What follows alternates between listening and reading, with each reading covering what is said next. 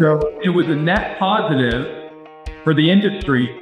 HTS-level substitution is the eighth wonder of the trade compliance world, as I like to say. But we didn't cross the finish line for everyone, or the goal line for everyone. Before we get started with the show, here's a quick word from our sponsor, Global Training Center. As trade compliance professionals, you want to make sure that your procedures and documentation are completed as correctly as possible to avoid any delays and possible fines. We provide a range of trade compliance courses that will fit your needs.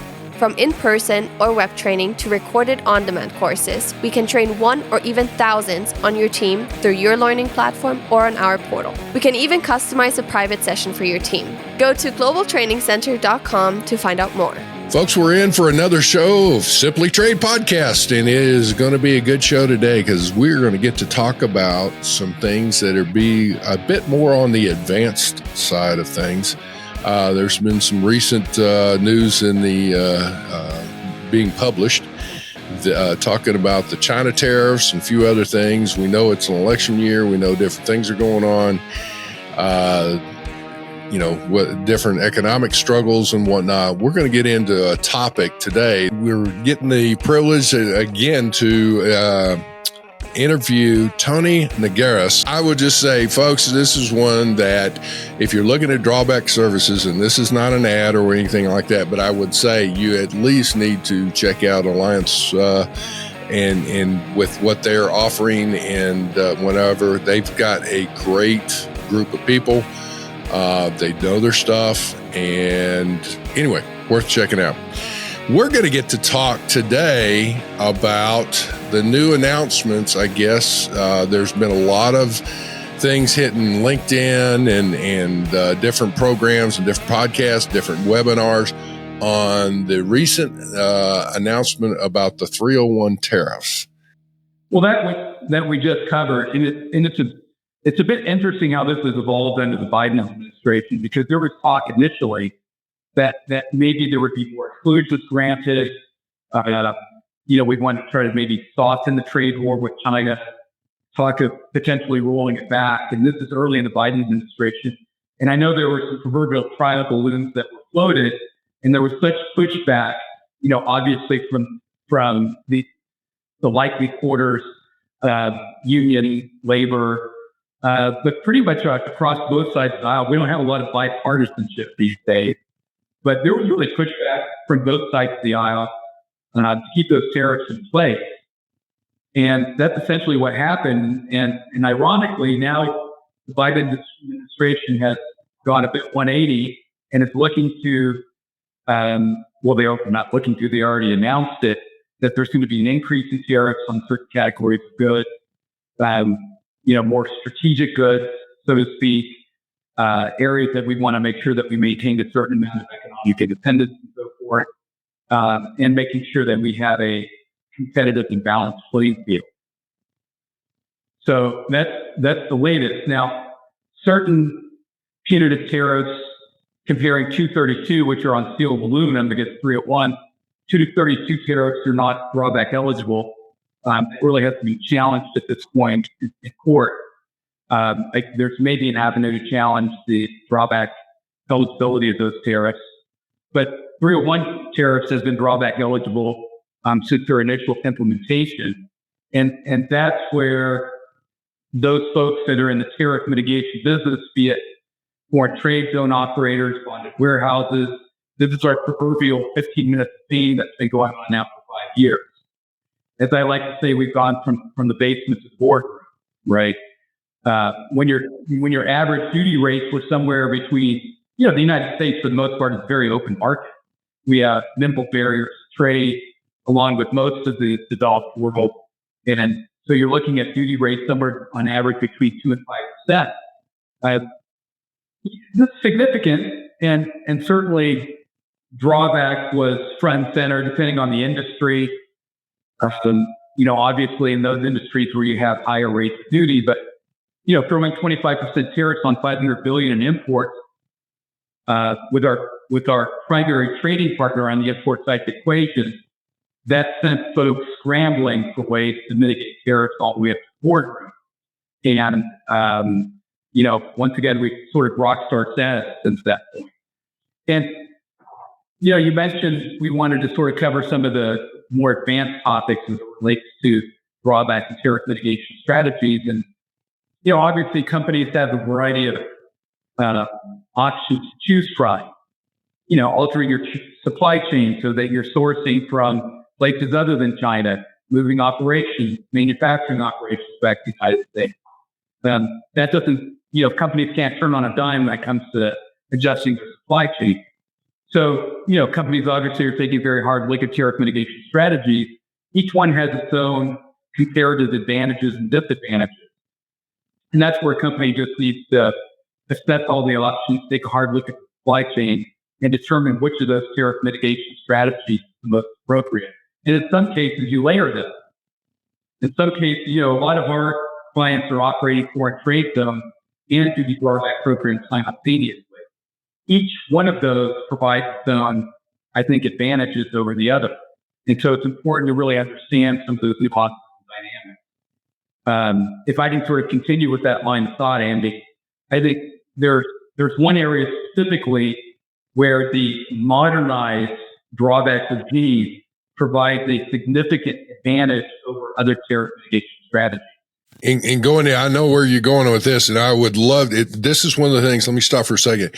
Folks, if you're in the compliance area, this is a show that you need to, like I said, make sure that you inform those above you in that the opportunity here for the bottom line. This comes into some strategic planning and thinking. There's some general assumptions. Hey, I just got to move away from China, or I've got to look at other sources, which is fine. There's other factors that come into play as far as your source, because one of the other things is port congestion. If there's problems in that, you still have to get your goods in. But on the other side of the coin, if everything's flowing, there's some things here that from a cash flow perspective, and your bottom line that, Tony, I think what you're going to hit on is something that they need to be aware of. Yes. Yeah, exactly. I mentioned foreign trade zones. In many cases, companies are looking at comparing and contrasting the various tariff mitigation strategies. When it comes to zone, historically, if a company had an inverted tariff benefit, right, then that's an advantage over duty drawback. So if you're manufacturing an automobile in a zone and then you enter it into commerce in the United States and it's free of duty, then all of your tariffs just went away. Nobody can compete with that. Similarly, under the new HTS drawback regime, so this is what we call the modernized drawback statutory and regulatory structure, which was fully implemented in 2018. This was a game changer, okay, in the world of drawback, in that we significantly liberalized the substitution provision of the duty drawback statute. Well, what's substitution? Well, drawback involves the import and re-export of material. And when you re-export out of the United States, you get a refund of the duties, tariffs, fees. In some cases, we're talking duties. If we're talking alcohol, tobacco, and refined petroleum products, we're talking excise tax, all of which are eligible via the drawback program, assuming they're paid at the time of entry to Customs and Border Protection. Okay. Well, under the old regime, let's use a simple example here. If we're exporting a pair of Ray-Ban sunglasses, and this is prior to 2018,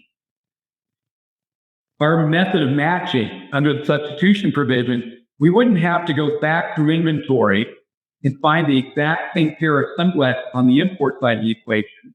We could select any pair of Ray-Ban 123s that was within 3 years of the export date and just pick that one to file drawback against. Okay, pretty simple concept. Part number level matching. If we were exporting orange juice and we exported Florida orange juice and we imported Brazilian, I'm talking about under the old rule, we have to make sure that they met the same specification. We could still substitute. It was just at a more granular level. It had to be grade A for grade A. If you're talking electronic components, part number for part number. So let's fast forward the movie under the current regime. Now we can disregard grade, specification, and even part number.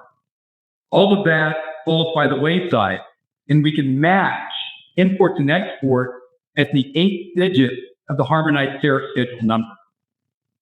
Pretty simple concept. But the devil's in the details. So now, and to that point right there is again, for those that may not be necessarily up to speed on the minutia on this, I would say that this is one of those that basically in general is that you can import product from a country and you're exporting, you're selling similar product. It's under the same classification. Doesn't have to be the same part number. And you can substitute that basically. So it widens the eligibility of what you can claim in a duty drawback. Is that a pretty safe nutshell? 100%. You knocked it out of the park there, Andy. I think a really good example recently was with Volvo importing Chinese electric cars under the Volvo brand and exporting the very similar SUV out to Europe, but it was not electric, and that's how they're getting away with not having to pay duties for electric vehicles coming in from China. I believe I saw that or we talked about that in the past. Yeah. Let me just clarify this point. Conceptually, you're correct, but the devil's in the details. Remember, the classification has to be the same. If you have an internal combustion engine, that's going to be a different HTS. So what's happening is, it's a common business model for the automobile manufacturers. They make a particular model of an EV, let's say somewhere in the South, BMW, it's in South Carolina. Everybody knows Mercedes has plants in Alabama and so forth. These companies are importing certain models that are being manufactured in Germany or Japan that they import for domestic sale in the United States. They make different EV models in their domestic plants in the U.S. and they export those. And they supply those EV models from the United States, fall under the same 8-digit classification, and that's how they're able to offset the duty. So I just want to make that point. Keep in mind, it's got to be HTS to HTS at the 8th digit. But here's where it gets interesting, and here's where I like to refer HTS-level to the HTS-level substitution as the eighth wonder of the trade compliance world. Let's say you have an electronics distribution company, and we work with quite a few. These are large billion-dollar organizations that are importing from a variety of different origination points. Of course, let's take a semiconductor company. They're importing from their plants in Japan. And what is the regular rate of duty on semiconductors? It's 0. Okay, they have plants, let's say in Indonesia or Malaysia. They also have plants in China. Now, all of these semiconductors or integrated circuits have different part numbers because they have different applications. Some of the applications are in automotive, other in household appliances, across the board in various technology applications. All of these ICs share, or a portion of them, share the same HTS. So you're importing, let's recap, you're importing from Japan duty-free, you're importing from Malaysia duty-free, and then you're importing from China at a 25% rate of duty. Okay? All of these goods enter your inventory and your distribution facility in the United States. You undergo some repackaging operations, but you're essentially exporting the ICs in the same condition. These are electronic distributors. Some of the ICs that are being exported from the United States originated in where? Japan, Malaysia. There's no duty associated with them. They are free of duty. You can use those exports of duty-free or even domestic. So let's say that you had a domestic U.S. plant producing integrated circuits. They share the same HTS as that which you're importing from China. All of the export volume that leaves the United States can be used to offset the China tariffs. So if you were sourcing from multiple locations and you were, let's say, export rich of that HTS from the U.S., because you're exporting duty-free, you're exporting domestic, you may be able to offset 100% of the China tariff that you're paying.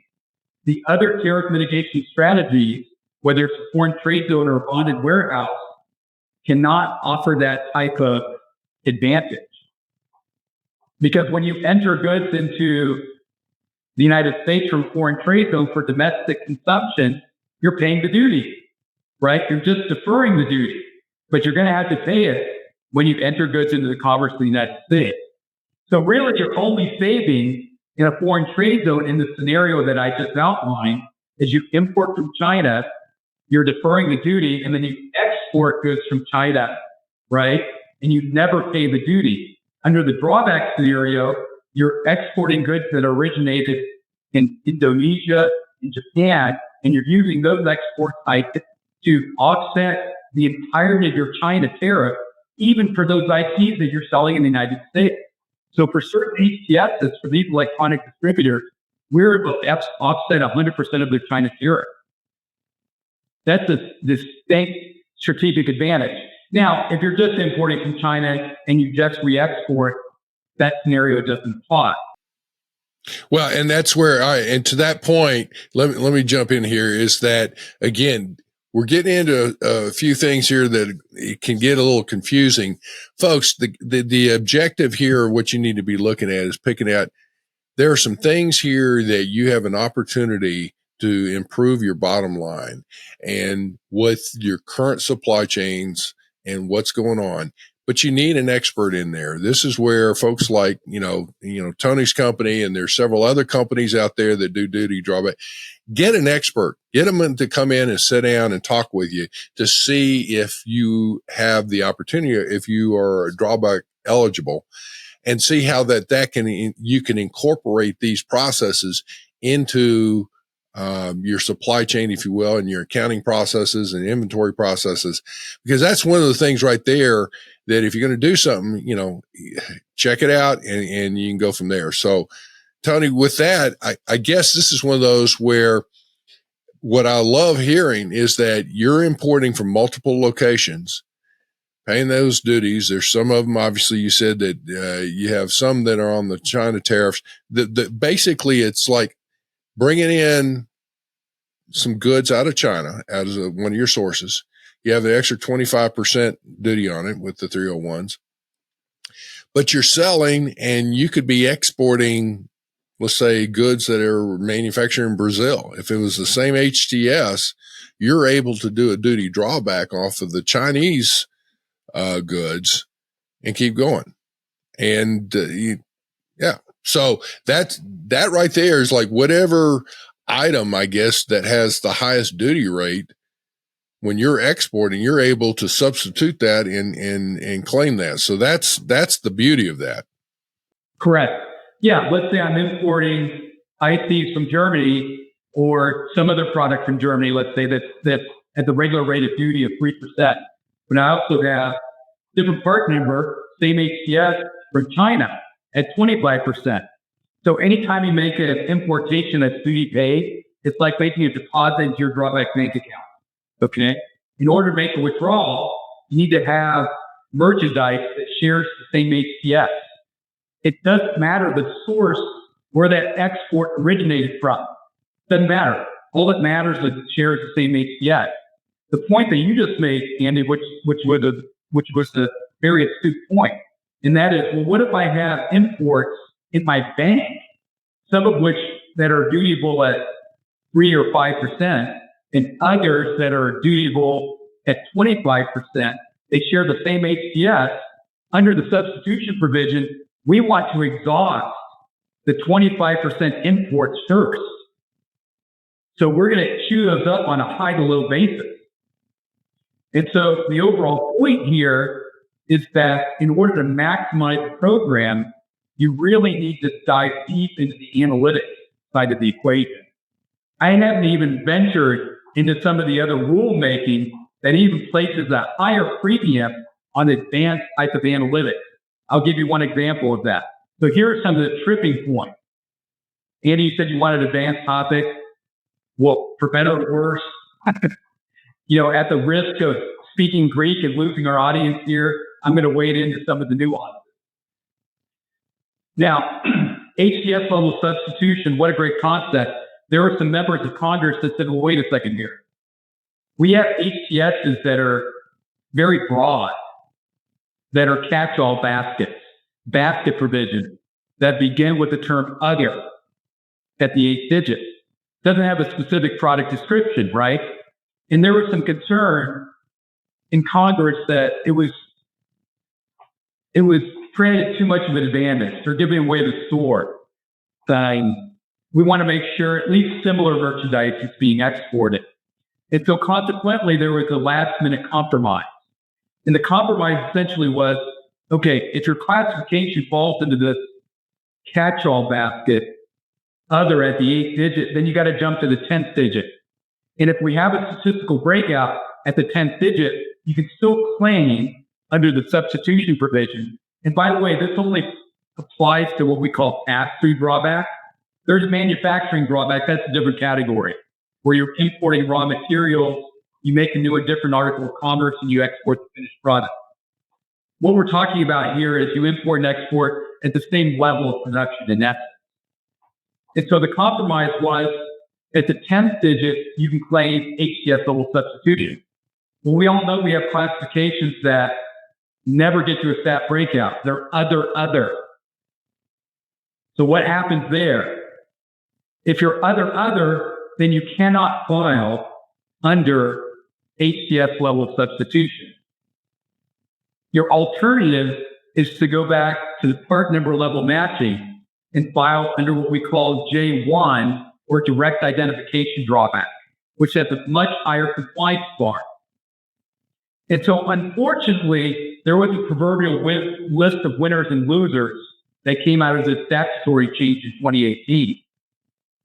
And if you're many of your classifications begin with other at the 8th and 10th, your only alternative now is to file under direct identification drawback. So there were quite a few companies that fell into that trap. And so this HTS-level substitution was not a net positive. I mean, it was a net positive. For certain specific companies, it was a net negative, right? Now, here's the good news. We're trying to clean that up with the statutory change, all right? So we're going back to, we moved the ball to the red zone, as we like to say, in football. So it was a net positive for the industry. HTS-level substitution is the eighth wonder of the trade compliance world, as I like to say. But we didn't cross the finish line for everyone, or the goal line for everyone. So the industry, a coalition of members of the industry got together. We have committees and so forth. This process is being driven in Washington, D.C. There's current lobbying efforts in place that will essentially remove this restriction, so that now even classifications that begin with other at the 8th and 10th will be drawback eligible under the substitution provision.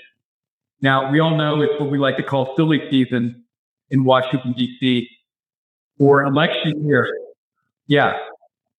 And those waters were just muddied a bit by, we won't get into politics here, but we all understand the dynamic of what happened recently out of New York. And so there's even less cooperation, if that was even possible, on bipartisan measures.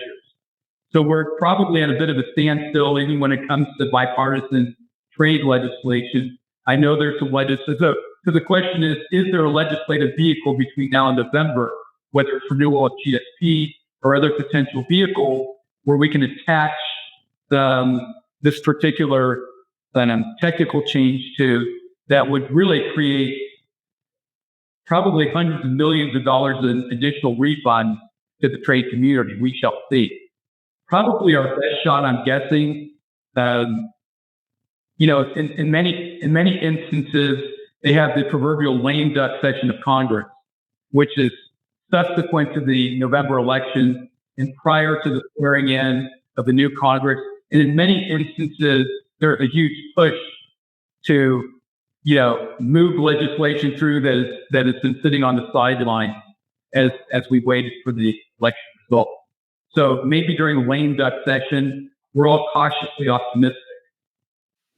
With that, let me ask this question then, is that of the different opportunities here, Tony, do you have some examples of what some companies have been able to do as far as their recouping? I mean, you obviously have some great customers, but some examples of they went through the efforts of getting set up to do drawback, which is not something you just flip a switch and do. You've got to do certain setups and get ready for it, in accounting things and reports and all that. But to that point, what's been the results of it for some of these companies that you've seen? Okay. Well, so now we're delving into a bit of the process. And let me just say that with any company that approaches us and wants to sort of assess and evaluate this opportunity and whether it's viable, because as we like to say, the proverbial juice has to be worth the squeeze, right? It's not that you necessarily have to set up additional processes and procedures.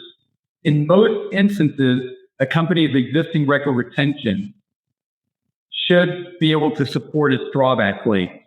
Now, when we're talking 25% tariffs, what we've seen out there, when the average tariff rate is between 2 and 5%, in most instances, the tail's not going to wag at all, right? The company's not going to alter its supply chain in order to maximize drawback recovery. But now you're talking about the regular rate of duty plus 25%. So we've seen companies in certain instances alter their supply chain and their logistics model and their business model in order to maximize recovery. It's that impactful. And I'll give you an example here. One of the big winners, I talked about the proverbial list of winners and losers anytime you have a statutory change, right? It was considered, among industry experts and insiders, you try to assess and evaluate who that list of proverbial winners and losers are. For us, why? Because we want to target them as potential accounts. And number one on the list of winners was going to be the alcohol industry. Well, why is that? HTS-level substitution. Under the old rules, if you were exporting, let's say some vodka that you imported, Smirnoff that you imported from your manufacturing facilities in Europe, and you exported to Latin America, then you could claim Smirnoff for Smirnoff. It had to be specific, essentially, to the brand, right? No longer the case with HTS-level substitution. So with that, you could have like domestic produced vodka and still import your Smirnoff, if you will. Correct. And then sell your domestic vodka, but still do a duty drawback on the Russian, or I'll say Russian, or whatever Smirnoff is now manufactured from. Correct. So, yeah, for example, let's say that Diageo or Brown and Forman went out and purchased Tito's. And Tito's is exported all over the world. So all of a sudden they're export rich, right? And they're importing Ciroc, which is produced in France from grapes. And I'm sure there's substantial, because it's a very popular high-end vodka. There's only one classification for vodka. There's a slight difference as it relates to the volume. But for the most part, and pardon me, not volume, but value, I misspoke there. But for the most part, there's one classification for vodka. So what does that mean? All imports of vodka in the United States, you're paying excise tax at the time of importation. If you have offsetting exports, even if they were produced in the United States as a Tito's is, you can use that to offset the excise tax associated with the Ciroc that you're paying at the time of entry. Okay. That is huge. Huge. Let's give another example. Molson Coors. Right now, I'm not speaking out of turn here. We have non-disclosure agreements with all our clients. These are not clients, but I know their business model. Okay. But importing Molson from Canada, pay your excise tax at the time of importation, and now you have the Miller Lite that you're distributing from the United States to the Caribbean. Well, because the Miller Lite's not being consumed in the United States, there's no excise tax that you have to pay. That's essentially a sin tax. right? So if you're exporting the Miller Lite, you never pay the excise tax. So that's customs considers that to be having your cake and eating it too, or quote, double drawback. So, and in fact, anytime the law changed, customs gets the opportunity to rewrite the regulations. Sometimes it's a collaborative effort, but their word is law in the universe until you do what? Take them to court or go back to Congress and change the law. So we know that Congress grants customs broad deference to administer these programs, right? And customs, when they published the regulations, they finally did some of the math on this, and there were people in the Treasury that were not all too keen when they discovered that this was not going to be revenue neutral, that the alcohol industry was going to be able to bypass one of those excise taxes. And so guess what? They included a regulatory provision that said, by the way, if it's regular duty, there's nothing we can do about that. But we think there should be a special rule about excise tax. And so we're going to say that that's not eligible under J2. So they tried to undermine the alcohol industry, the big winners. And so, a lot of these more, some of these more controversial points that don't rise to the level of importance, once again, the juice is not worth the squeeze, then customs can say no for many years because there's just not enough money in it to litigate it. But when you're talking excise tax in the alcohol industry, they were slapped with litigation almost on day one.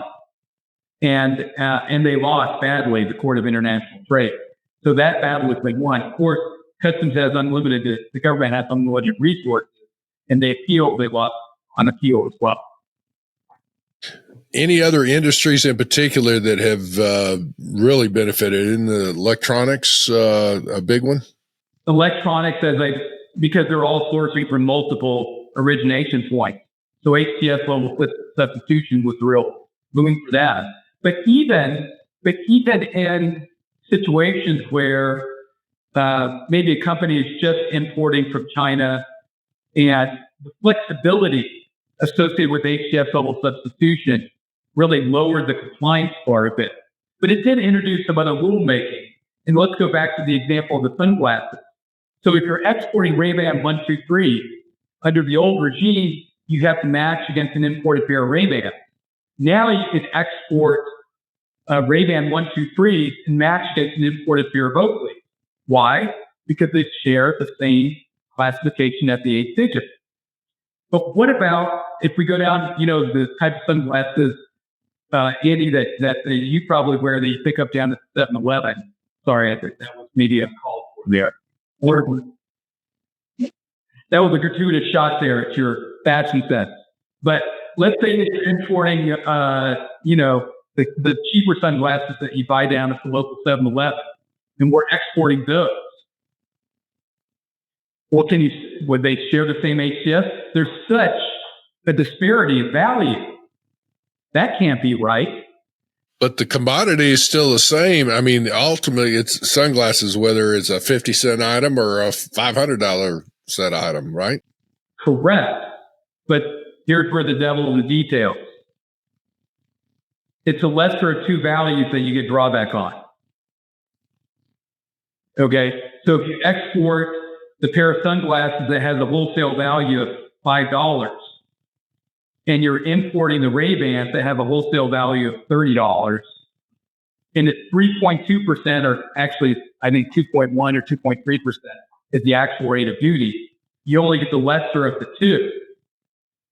So consequently, what does that mean when you're constructing your drawback claim? What that means is you better pay close attention to your value matching. If you're export rich, you don't want to match a low value export with a high value import because you're going to leave money on the table. And so we've seen with existing drawback programs that we inherit, the first thing we do is conduct a detailed assessment, right? And we're going to look back in time because drawback has a retroactive feature. You have 5 years of history that's on the table. You have 5 years from the date of import to file a drawback claim. So if you're a new program, you could be sitting on a substantial windfall of historical recovery. So that's the good news. Year one, you could be sitting on millions of dollars that's going to hit your bottom line.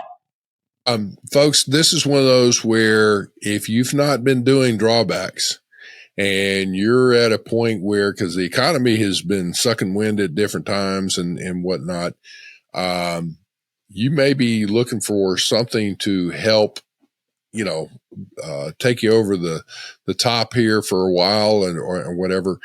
As Tony just said, you're able to go back 5 years. You may be sitting on a gold mine, don't even realize that. So again, you need to get your experts in, because, drawback is not something that you just willy-nilly look at. You've got to do some work on it, but it is well worth the investment that you have to put in your time, your people's time, your reports, and getting that information out to investigate that with the right people and get yourself set up to where you can start drawing back, some dollars to your bottom line.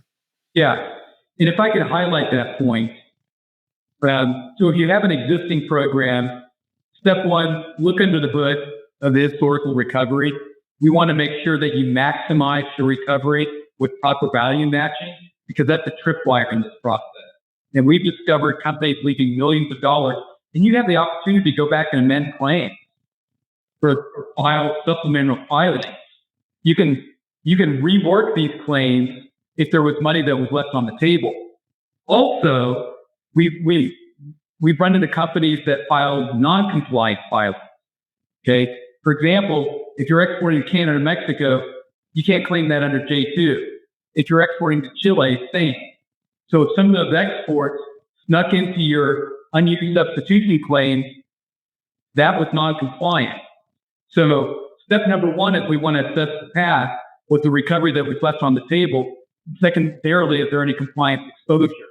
If you're a new filer, then step one is let's try to put a number on this opportunity to make sure minimally that it's viable.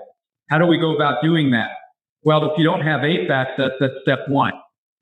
We go grab some ACE reporting, set you up in the ACE portal, run some very specific reports, and we will conduct an HTS-level assessment, because you don't have part number level detail in ACE. So we can't evaluate manufacturing drawback in ACE or J1 in ACE because there's not part number level detail. But we can certainly look at the HTS level to see what matches at a very broad classification level. And depending on what we see there, right out of the gate, we might have millions of dollars in potential recovery. And then the next step is, let's move into the implementation phase. Let's start setting up our procedures. How are we going to gather the documents and data in order to maximize the program? So it's really just a project. And the project is divided into two phases. Phase number one is let's look at the path and maximize it, and then implement procedures so that as a go forward, we're filing drawback regularly on a quarterly or monthly basis, or whatever really is the most advantageous. And so it's an ongoing process. And with that, I will turn it back over to you. So the big takeaway is look under the hood, conduct an assessment, even if you have an existing program, and certainly if you have potential for a new program. And, if we run into a situation where we think the zone is really the most advantageous strategic approach, we're going to say, look, implement a zone instead of drawback. It makes the most sense because of these reasons. So we'll try to be very objective about this analysis. Well, and even if you're implementing a zone, you still have the opportunity to utilize drawback as a stepping stone to capitalize on some of the past opportunities while you're looking at it in the zone from this point on going forward. And again, that a zone takes quite a while to get up and running. All that to say, Tony, I got to tell you, we could keep going, but obviously for sake of time, we need to wrap up here. Folks, we're going to have Tony back to talk through about some of the basics of, okay, you've piqued my interest. We're actually now going to go back to Drawback 101 and go through a little bit more of the basics of how to set this up, who to talk to and all that. But basically right now, if you're in the compliance area, you need to make sure you reach out to your CFO or your finance directors and all that and build an alliance there and a relationship, as well as talk through this, because that's the avenue that you need to go with to try and see, all right, you need to at least invest in bringing in an expert to initially do an assessment. Are you drawback eligible? Go through those things. And secondarily to that, then it'll be a multi-divisional type thing to look at, harness that for longer term, to maximize your efforts. So Tony, man, I love talking with you. You're going to forget more than I'm going to get to learn, buddy. Well, I appreciate that. And I like how you use the term alliance there, that it's an alliance. So it's a collaborative effort. We'll leave it on that point. And I really appreciate the opportunity to address your audience. It's always a distinct pleasure on my side of the equation as well. And you just say the word. We'd love to come back on and continue the dialogue with you and your audience. So I really appreciate the opportunity. Definitely. Lalo, we're going to have Tony's contact information and information there and about the company if they're interested in that, and along with if there are any questions, folks can, send us notes, send us comments or whatever, share this, do whatever, but we appreciate their support because we are growing as a show thanks to the listenership here. Yeah, and thank you. We will. So Tony will have your contact information as well as Alliance as well, and so people should be able to scroll down and view your information. But for everybody that's listening, you should just check our show notes, and you'll find that information on there. And thank you, sir. And and Lalo, hope you all have a great day, and look forward to the next show. My pleasure. Thank you very much for joining us. Simply Trade is brought to you by the generous contributions of Global Training Center. You can follow the show and GTC on LinkedIn or Twitter and other social networks. Make sure you check out the show notes in the description for a full rundown of today's show with all the important links. Also, make sure that you share this with a friend and subscribe on your favorite streaming platform. We really like hearing from you. If you enjoyed the show, make sure to rate and review wherever you listen to this podcast. If you or someone you know would like to be a guest in the show or would like to sponsor Simply Trade or suggest any topic you would like for us to discuss, please contact us via email at simplytrade@globaltrainingcenter.com, or you can DM us on Twitter at simplytradepod. Thank you again for the privilege of your time. Happy trading. Simply Trade is not a law firm or an advisor. The topics and discussions conducted by Simply Trade hosts and guests should not be considered and is not intended to substitute legal advice. You should seek appropriate counsel for your own situations. These conversations and information are directed towards listeners in the United States for informational, educational, and entertainment purposes only and should not be substituted for legal advice. No listener or viewer of this podcast should act or refrain from acting on the basis of information on this podcast without first seeking legal advice from counsel. Information on this podcast may not be up to date depending on the time of publishing and the time of viewership. The content of this posting is provided as is. No representations are made that the content is error-free. The views expressed in or through this podcast are those of the individual speakers, not those of their respective employers or Global Training Center as a whole. All liability with respect to actions taken or not taken based on the contents of this podcast are hereby expressly disclaimed.